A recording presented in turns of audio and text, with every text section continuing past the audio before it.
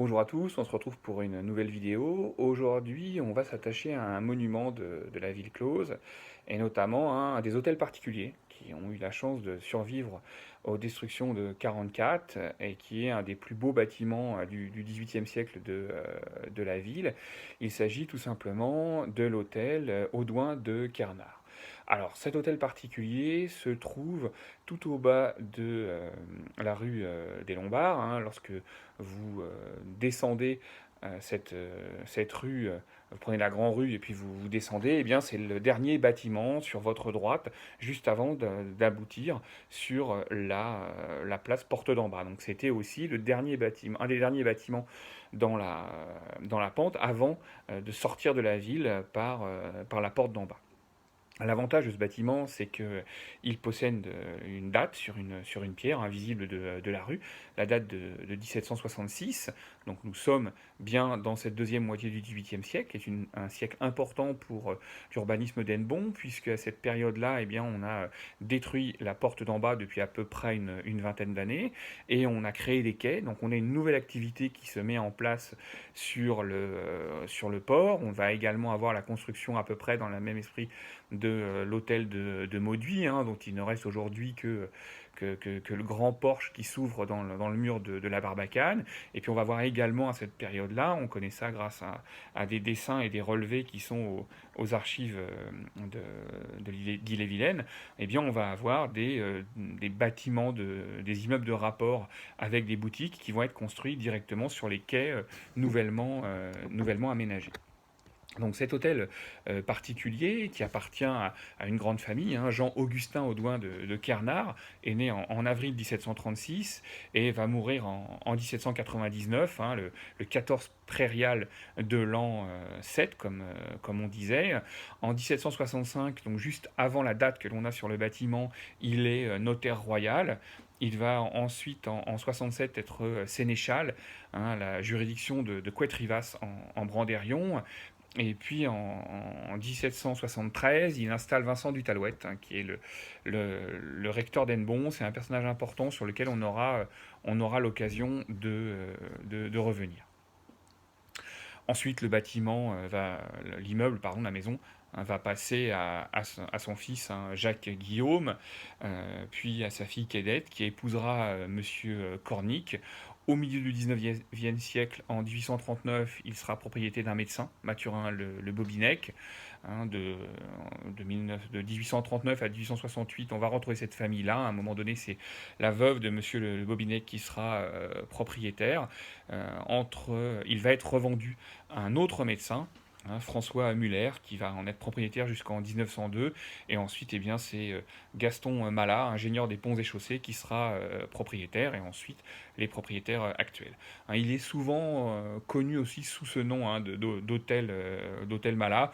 Bon, nous, on a préféré utiliser le nom du premier constructeur. Alors la particularité de cet hôtel particulier, tout d'abord, c'est son implantation.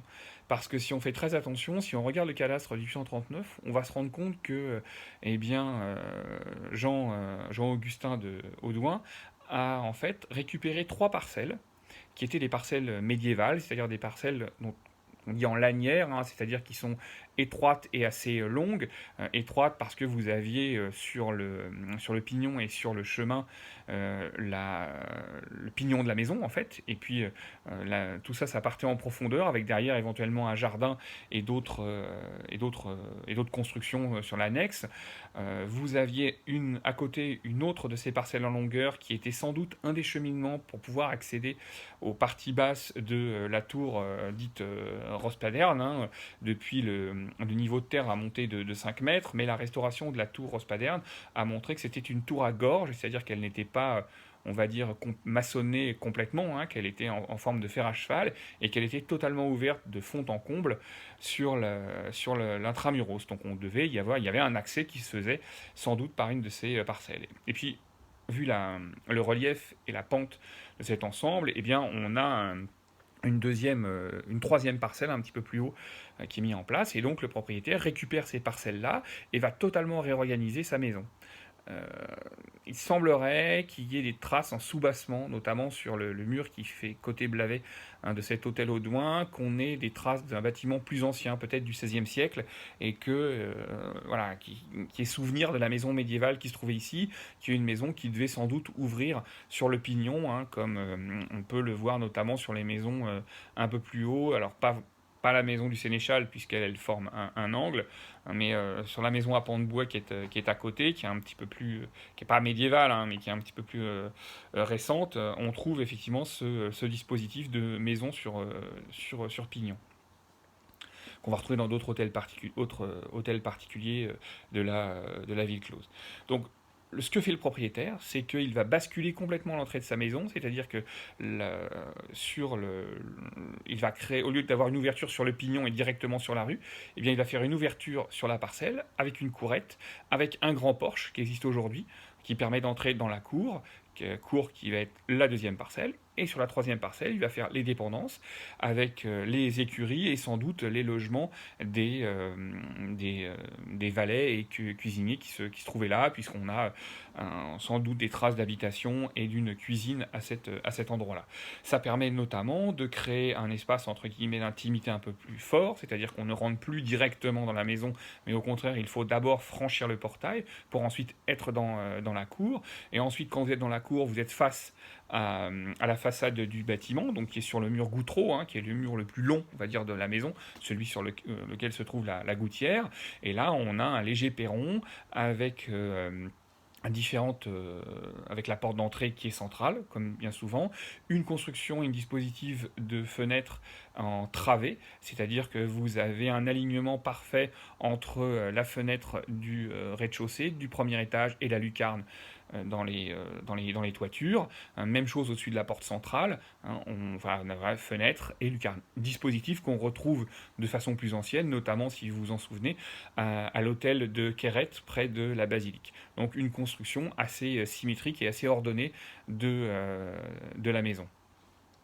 Vous avez également, en face, je vous disais, les dépendances, et puis un jardin qui se prolonge jusqu'à l'enceinte. Il y a eu des rajouts, hein, qui sont sans doute un peu plus tardifs dans ce bâtiment, mais c'est quand même un bel exemple de réalisation du XVIIIe siècle. Voilà pour la présentation de cet hôtel Audouin de Carnat, hein, un des chefs-d'œuvre de l'architecture du XVIIIe siècle. J'oubliais ici quand même quelques éléments intéressants, hein, la corniche, alors aujourd'hui un peu dissimulée par les gouttières, il faut bien imaginer qu'il n'y en avait pas à l'époque, hein. Généralement, on exige la mise en place de gouttières très tardivement au XIXe siècle. On va retrouver une corniche qui est en pierre de tuf, hein, cette pierre calcaire de la vallée de la Loire ou de la Charente, hein, qu'on utilise en élément décoratif. Alors quand on est plus tard, quand on est au XVIIIe, elle a vraiment une valeur d'ostentation et une trait de richesse. Vers la fin du XVIIIe et le XIXe siècle, son usage est rendu un petit peu plus habituel, notamment parce que souvent cette pierre servait de lest, et lorsque les navires arrivaient au port d'Hennebont, eh bien ils vidaient ces pierres sur les quais pour les remplissaient les navires, et puis ils partaient en laissant ces pierres qui étaient vendues ainsi. Donc on en retrouve dans certains éléments de construction. Je pense au montant des fenêtres qui ont été ouvertes dans la tour des Carmes également. Donc on retrouve la trace d'éléments de tuf en corniche de ce bâtiment.